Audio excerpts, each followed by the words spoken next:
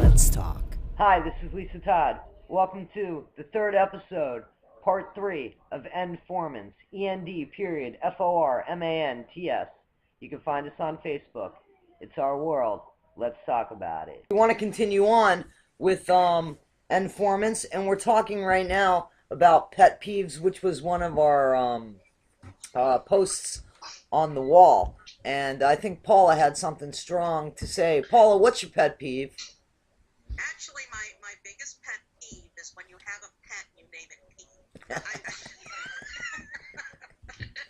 If you have a cat or a dog, don't name it Pete. Don't name it. Seriously, my pet peeves would have to be just people that are mean and people who are self-centered and know-it-alls.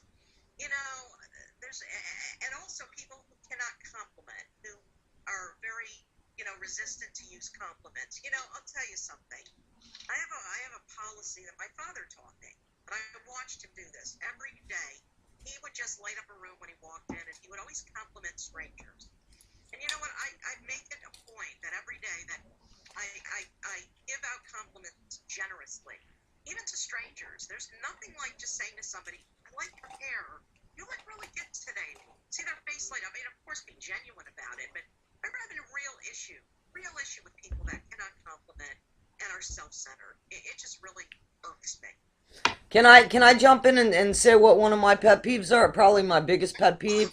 My biggest pet peeve is the lack of human regard for others. Yeah. And I have to say, and I think I mentioned that I was in New York City the weekend before Hurricane Sandy, and obviously we're still hoping and praying that all those people, I mean, they lost homes and everything. Everything I see on the news is just really heartbreaking. But when I was in New York City before Hurricane Sandy, and there was a doorman at the hotel, and there was a doorman at the restaurant, and these people were actually being paid to give customer service. And I gotta tell you, in the world today that we live in, it's in my opinion that customer service is gone. People just don't care, and it's so insulting to spend my money, in a business that has no regard for me spending my money in that business. There's certain stores I don't go to because, you know what, there's other stores that appreciate my business. So it's so insulting to me, but I also feel that it's because of this, and I mean, and it is because when we grew up, there were live people on the phone when we'd call and ask for help. You'd call 0, you'd get an operator. You'd call 411, you'd get a live person. And I think that in today's day and age, we're not brought up with live people. We're brought up with a lot of automation, and we have no real connection to strangers. So if we can't connect to them, how are we supposed to feel about them? And I think that we are so detached right now from each other, and that's part of why the crime rate is the way it is, and I believe part of why the working conscience isn't there anymore, because we're not practicing it. Does anybody have a comment on that? Anybody? Brian. Repeat it, Brian, please. Question. What do you mean when you say the working conscience? That we don't have a workable conscience like we had talked about the week before. A workable conscience? I think I need some further enlightenment here. What we talked about previous week. That people just don't care. Exactly. The people just... Exactly. The people's conscience doesn't work, and part of that is because we're very detached from each other. Paula's got something to say. Paula. Well, Lisa, I said this the other show, and I'll repeat it. I think that our world has become very sociopathic. I think that we're spiraling into what we were at the me generation. It's even worse now. I think most people just care about themselves, and that's it. And they don't want to help their brethren out. It's really sad. It's almost like what's in it for me. And that is symptomatic of our culture. And I only see it getting worse. I don't see it getting better. People care only about themselves. That spills into everything. customer service, you name it. And we don't have the, even the leadership of today. We don't have the Abraham Lincolns or the FDRs or the Harry Trumans. Everything is selfish and sociopathic, and that's just the way it is, unfortunately, but it's true. I agree with that. Brian has his hand up. Go ahead, Brian. Yeah. Now I think I understand a little more. And I think that our conscience is kind of, I think our conscience is more strained than anything else. Remember that even as far back as a century and a half ago, most people, unless maybe you were an immigrant here or something, most people didn't travel that far from where they were born, and they knew a pretty limited set of people, and we weren't really called upon to think of somebody halfway around the world, for the most part, as our brother or sister in the same way we are now. I think, although at the same time I'm a little worried about things like Facebook and so on, because while the social networks have beneficial effects, they can also have the effect of atomizing us further, and that's not a good thing. I mean, we need to learn to trust and depend on each other a little more, I think, than we currently do, while we also have the understanding that, we need to have our shield cover a third of the guy next to us as well. You know what I'm saying? Well, Jenny seems to, because I see her with her head shaking her head. Jenny, what's up? Tell us something, Jenny. Well, I kind of agree with everybody in different ways.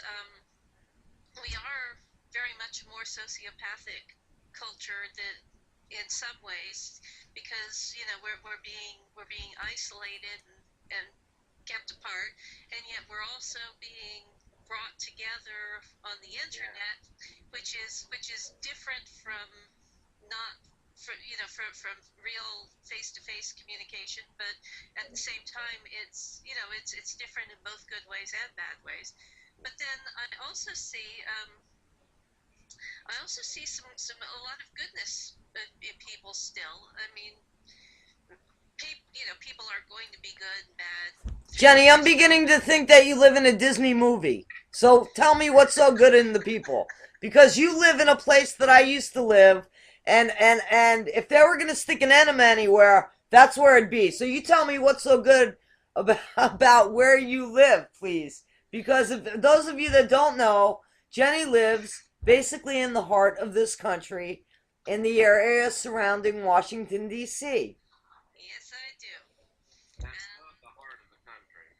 Well, the heart of the country as far as it being the capital, I didn't mean it in a geographical sense. Well, It's the liver. It's the pancreas of the country. I said, man, if they were going to stick it, it's the colon of the country. Go ahead. oh, just call it the sphincter and be done. So, Jenny, I'm really interested because I want to see. First of all, the question was about pet peeves, but anyway, I do want to see where you're seeing, because I see the good. I see it deteriorating. I don't see it the way I grew up. I really don't. I don't think it's safe for kids to walk around like I used to after school and then come home by dinner. I mean, I don't see where. I see when there's a catastrophe that people help each other out. But normally in the everyday world, I see people honking at people at red lights. I see people yelling and screaming over this, that, and everything else. I don't see the good. Paula, I see your hand up. Just Jenny, hang on 1 second. Jenny, explain it to me, and then I'm gonna shoot over to Paula. Well, I'm just going to answer that with a story about a particular person. Her name is Jess, and she has this grand idea that she wants wants to open a free online school. And she's not the only one with that idea, but she's the real driving force behind this idea. And she's gotten several people to donate their time. And so far, the school is still in the planning stages. It doesn't exist yet, and maybe it will, and maybe it won't. But the point is that all of these people who are working with Jess are donating their time. They're creating classes. They're planning on teaching classes. They're not going to get paid. Jess is very clear about that. There's no chance of getting paid whatsoever, at least not directly. I suppose you could try and monetize it some other way, but pay is not even on the table, and it never will be. And she's still managing to get people to show up and donate their time to create classes or to teach classes or whatever. And maybe this will actually come to fruition, but even if it doesn't, you had all these people who tried. You know what? And I compliment I compliment, but unfortunately, I don't think it's the norm today. But I'm going to shoot over to Paula. Well, Lisa, you mentioned people rising to the occasion during catastrophes, and I have to disagree because when Florida was hit with Hurricane Wilma, I mean it was a pretty big hit. They said it came in as a 1, and then later they determined it was a 3. Things were devastated around here. I'll never forget going to the grocery stores, and people were clawing over each other. Now, these elderly people, because I live in Tamarack, and these old people all of a sudden became Olympic pole vaulters for the water. I mean, they became like jumping in the air and long jumps and doing like flip-flops and somersaults. And I mean, it was unbelievable, the amount of selfishness and disregard for their fellow neighbors. They just wanted for themselves, and that was during a catastrophe. So I don't see the good in human nature lately. I really don't. Well, I just have to say this in defense of the people in upstate New York that are getting the news from the victims of Hurricane Sandy. There has been a lot of people that have jumped in, fire departments that are cleaning up garbage for free, electricians that are working for free, helping these people, janitorial workers picking up garbage for free. So in catastrophe, it seems like, at least here now, mind you, this was also, the area where 9/11 happened, and you heard of the hero stories there. So I would say in a crisis, we all tend to we do. I remember those the American flag decals and the ribbons and all of that were on everybody's car after 9/11, and exactly, where are they now? And Tina's got her hand up. So that's what I was saying in as far as catastrophes where people kind of help each other out, but the norm is not that. Tina, I'm sorry, go ahead. No, I live in Mississippi, and we're called the hospitality state, and it's not like you would think it would be. They all claim to be nice, but then they're talking about you behind your back. But if that's true, Paula. But in a catastrophe, we had Hurricane Katrina. We got hit hard. Right. And that was the first time in my time living here where, the next morning, there were, and I lived in South Florida, Paula, so I understand the elderly people. The elderly people here in Mississippi are like no others I've ever seen. They are actually amazing. And they, along with the younger people, the kids, men, women, children, everybody, they were out on those streets at the crack of dawn, chopping down limbs, pulling them from the roads, clearing spaces, making sure everybody had everything. So they really did come together as a community here, and it was really nice to see that. They didn't wait for the workers to come in and do it. They got out there and did it themselves. They got on their own tractors. They had their own chainsaws, cutting everything. It was amazing, and roads were cleared immediately by the people. So, exactly. Brian, do you have anything to say about that? Because, I'm sorry, I do think, and listen, I have nothing to gain by this. It breaks my heart because I have nieces and nephews and people that I love that are in this world and that will hopefully be in this world when I depart it. And I gotta say, I'm not happy with it. I'm not happy with the fact that we really are detached from each other, unless there is some sort of crises, But normally it's every guy out for himself. Paula seems to think it's the same thing. What are you thinking? Do you think so? I'm thinking that, on the one hand, while atomizing tendencies are stronger today than they ever have been, probably, on the other hand, there was callousness enough to go around, and then some, in ages past. One book which I would recommend to anybody who wants a little perspective is called The Distant Mirror, The Calamitous 14th Century by Barbara Tuchman, and it is very readable. It's not a scholarly tome. It makes history live. So, see if you can get that and read it. You might feel better. Okay, well, let me ask you this.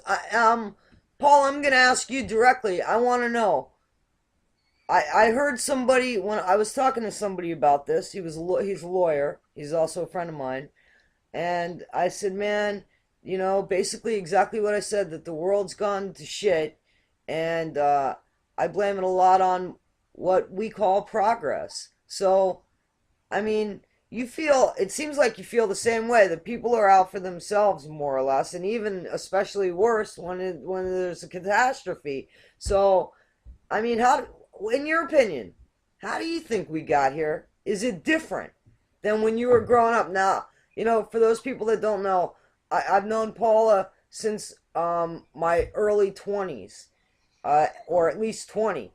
So I've known her for a while, and I know, a little. I know the world that we grew up in because we kind of grew up for a few years together. So where do you think? What do you think? Where do you think we went wrong? Actually, I think at the time we were even in our 20s, things had gone bad already. I'm talking about when I was a kid growing up in Skokie, Illinois. I don't know if it was Skokie per se, because growing up in Skokie was really like growing up in Pleasantville. It was idyllic, beautiful, and I blame it on, honestly, the TV shows of today. I mean, I grew up on the Brady Bunch where they couldn't even say damn. Well, wait a minute. Can I want to interject because, because I do. But no, because, like, one of my favorite shows is, All in the Family. And you know what? That wouldn't be allowed on the air today. You're right. So, I mean, I know that the Brady Bunch, like I said, when I said that we kind of grew up together, I did mean literally, but I also did mean, that we're the same age. And that, it's definitely the same age group, where we'd have reminiscent memories of picking up the phone. I think we all do, where there would be somebody live on the other end of it. Right. So, I mean, it's right, but the problem is, yeah, I do blame technology. It's a double-edged sword. First of all, you never talk to a live person. The internet is a disaster. I mean, I love it, but people don't talk to each other anymore. They text, they email. They don't sit down, and families don't sit around and turn on a TV and watch TV together anymore. They don't have dinner together anymore. You've lost that, person-to-person element. And, people have become very focused on outward and not inward. People, again, look, I'll tell you another story. I'm a musician, I'm a songwriter, and it's not like in the 1960s where, you could play guitar and do a live album, or, submit that to a record label. Now everything is a technology and machines that do the music. Nothing's alive anymore. And the world is only spiraling out of control worse. I mean, you think about, heck, you think about, I've mentioned a nuclear war where Einstein says, I know not how World War III will be fought, but I know World War IV will be fought with sticks and stones. But when you think about it, I mean, I'm not advocating it's almost like if we started over, would it be better? I've often myself wondered that. Tina, what's your feeling about that? Especially you have a daughter that listen, she's young. We didn't think we were young at that age, but she's young. We could look back and say, you know what? She's just a kid. I mean, what are your feelings about this? Does it scare you? Has Alex missed something that we benefited from because of our generation? Well, yeah, I do think that. But what Paula was saying, people don't sit down and watch TV anymore or sit at the table and have meals together. I'm a single parent. I always have been. But I always made sure my daughter and I sat down together for dinner. It was whether we sat at the coffee table in front of the TV or if we sat at the dining room table, we always sat down and had our meals together because I always felt that that's what made a family. That was part of what made a family. And we have our own little traditions that I've always kept up because I do want her to have that type of atmosphere. Just like coming up the night before Thanksgiving, one of our traditions is watching It's a Wonderful Life together. Now, she used to fight me tooth and nail as a kid, but, and she still is kind of like, ugh, but she knows it's important to me, and I guarantee you, when I'm not in this world anymore, my daughter will be doing that very same thing. Right. So, I think that it is kind of scary that people don't have the same things as we did when we were kids. It is detached, like you said. It's sad, isn't it? It's sad. It's sad. Jenny, now I know you live in idyllic DC where everything's picture perfect and and and the sidewalks and everything are filled with candy canes. I know that because again, I lived in that shithole. So, um, I mean, Jenny, to be honest with you, I don't know you as well as I know a lot of the other panelists. I don't know how old you are. I would assume we're basically from the same generation. I don't I don't know. know how old you are either, so Well, you know what? I'm pushing the halfway mark here, man. I'm slightly younger than you. Okay, so but same generation, yes? Yes, Okay. So, I mean, what do you think we're missing? What do you think we're missing? a lot of things. I mean, it's mostly the human interaction. The the internet is great, but it's not really a replacement. It's not the same sort of interaction, and um, you know, I wouldn't even dare go outside and try and meet my neighbors, and it's not just because it's it's not because I have any idea of what these neighbors are like, because I don't. Most of the neighbors I've never even laid eyes on, but I wouldn't even dare go up and knock on the door and introduce myself.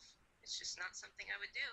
But there was a time when somebody moved into the neighborhood and everybody in the whole neighborhood knocked on their door. They generally, the general rule was you leave them alone for the first 48 hours, and then over the next 48 hours you come in ones and twos and threes and you knock on the door. You don't want to overwhelm them by showing up the whole neighborhood at once. That would be scary, but then they'd wonder if there's a mob after them. But you Now parcel they each knock other on your out. now they knock on your door to tell you they're a sex offender. Oh, that's Yeah. nice. But yeah, in the neighborhood I grew up in, whenever somebody moved in, we gave them 48 hours to get settled, and then over the next 2 days, people would come by, and every single person in the neighborhood would introduce themselves. And they'd be welcome to the neighborhood. Yeah, Yeah. and most of them would bring a stupid gift, usually a pie, or because that was what you were supposed to do. But now, even I see the for sale signs go up once in a while, so I know that somebody moved in. I don't care. There's no way in hell I'm going to go over there and introduce myself. I don't know who those people are, and I'm not sure I want to. All right. Well, let me ask a question to Brian because it's Brian's turn basically to respond to that. But Brian, do you think that we did anything by any kind of laws or legislations that have allowed us to behave in such a fashion to where I don't know, is there a law that says, you know, or can keep us away from our neighbors as far as feeling free to knock on somebody's door, or I mean, been a lot there's been a lot of new legislations, as we know, and sometimes they're not always in the favor of the people. So, I mean, once upon a time, people did knock on people's doors and say, "Welcome to the neighborhood." We don't do that anymore. Why do you think that is? I sort of wish I knew. I kind of, I kind of think that one reason it might be the case is, interestingly, the breakup of AT&T and the creation of baby bells, and also of cellular phone technology, which seems to have played a big part in what I call the atomizing of people as well. So you'd say it was progress, kind of like in the name of progress. Yeah, in the name of progress. I was in junior high school about the time when people about a decade or so older than me looked at the pollution which was around and said, "This is progress? The hell it is." And I still pretty much agree. So I think sometimes as we proceed with what some people call progress, it's always a good thing to stop and think Okay, what well, we're doing and the other side of what we're doing. You know what I'm saying? well, let me tell you something. I'm a script writer, and I've been a script writer for longer than Paul has known me, and Paul has known me almost 30 years. And well, Tina's known me for longer. But anyway, it was well before the internet, and it was well before computers. And I used to actually longhand my scripts, and I sent my first one out at 14 years old, and it was just, longhand. And then as I got older, I would pay somebody to type out my scripts because I was lousy at it. And then ultimately became the internet, and then it became email. And how convenient it was to send out 120 pages via email than to run up to the post office. Well, first of all, print it out, run up to the post office, and pay to have it shipped out, and it would get there maybe in 2 days if I did priority mail. Never once, to be honest with you, until just recently, did I realize I was helping to put postal employees out of work. Now, has anybody sat back and thought, we've taken advantage of it. Listen, I'm not going to not send scripts out on the internet. I'm still going to do it. So I'm guilty. I'm not trying to be hypocritical. I'm guilty, but in the name of progress, I'm responsible as well. So what do you say about that, Paula? I mean, what's your feeling? Well, that's a very good point, Lisa. That is. But that's the way of the world. I do it too. I do. But I think we all have to make a concerted effort, a conscious effort to still patronize and use the old methods. Right. And we have to all be responsible for keeping that going as well. Right. Tina, what's your feeling? I agree with all of you. I mean, I just, Thank you. what can I say? I mean, you're right. When you're right, you're right. So. But I mean, this is all. Wait, Brian's got his hand up. Go ahead, Brian. What were you gonna say? I have a question for you with one writer to another. When you use email, you know that email is kind of the easiest thing for somebody to ignore or table.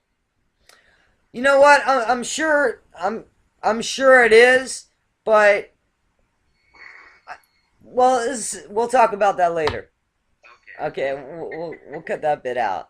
But I mean, I guess what I'm saying, and as Thanksgiving is this week coming, is that if we sit back and we see that things just aren't the way that I guess I'm gonna speak for me. If I sit back and say, this world, it's going to hell in a handbag, and it's not even a very good handbag, and it's I've got concerns about it, and I kind of blame a lot of it on what we call progress. And you know what? Here's something that I want to bring to you, Paula, and to Brian, and Tina and Jenny. Please jump in. We are quick to blame our leaders for or our leader for how bad the economy is. But again, I've put people out of work because I've mailed scripts.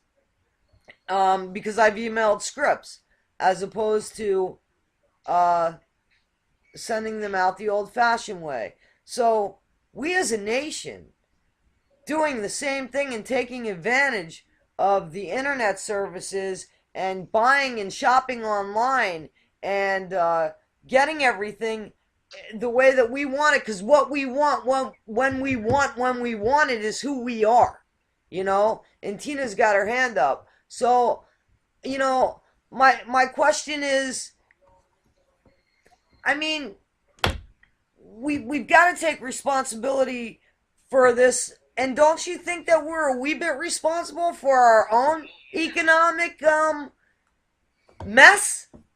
And Tina, hang on a second, because I wanted to hit Paula for that. Paula, don't you think that we're? I mean, So, yeah, I mean, look, yes, I agree with what you're saying. Now I'll blame you because it's apparently not Obama's fault or Bush's fault. It's your fault. But seriously, look, technology's a double-edged sword. It does, cause it does, impact certain, aspects of business. But I don't think, the economy the job problems with jobs is more to do with outsourcing, and that our jobs are overseas, and that has nothing to do with us. That wasn't our decision. I agree. That's the decision of our leaders and big business and corporate America. And I'm certainly not blaming Obama for this. As a matter of fact, Obama proposed a bill to stop or inhibit outsourcing, and the Republicans fought it tooth and nail. Oh yeah. Yeah, he tried, but with that said, he could have continued the fight. He didn't, and our leaders are not putting the pressure or trying to rectify the situation with companies going overseas. And it's a very simple solution, but they won't do it because all their pockets are lined with corporate America. Be it Republicans or Democrats, they're all having their pockets lined. That's the reason for the economy and the lack of jobs, not that some scriptwriter uses the internet. Right, that's true. listen, there's a lot of scriptwriters out there. We're saving paper too. Okay, Tina had her hand up. Tina, what were you gonna say? I don't remember anymore. No, I do. You were saying about that you don't go to the post office anymore and you email or we shop online or do things like that instead of going here or there. But there's still jobs there too, because it doesn't just run itself. There's people behind the scenes that are making all of that happen. Well, I do agree with that, but I'm going to take one place for a perfect example, and I think it suits what you just said perfectly. Newsweek magazine. Newsweek magazine is no longer in publication, but it's going to be online. Now, there's a lot of people that are going to be out of jobs, as far as the delivery people, as far as the printing people. All of those people are going to be out of jobs, and maybe a third of the people are going to remain, and those third of the people would have been there if the place would have been in print or not. But certainly the people that aren't going to be there are going to be the ones that were responsible for the print bit of that. So and I think that we've done that. We're doing that quite a bit. We are putting companies out of business. And listen, they'll tell you themselves. A lot of our business is online. A lot of our this is online. half the time you can't get anything without having an internet address. So, I mean, I understand that our economics is the way it is for many reasons, and it's not just the script writer or even a million script writers. But I guarantee you, a million script writers have put at least one person out of business.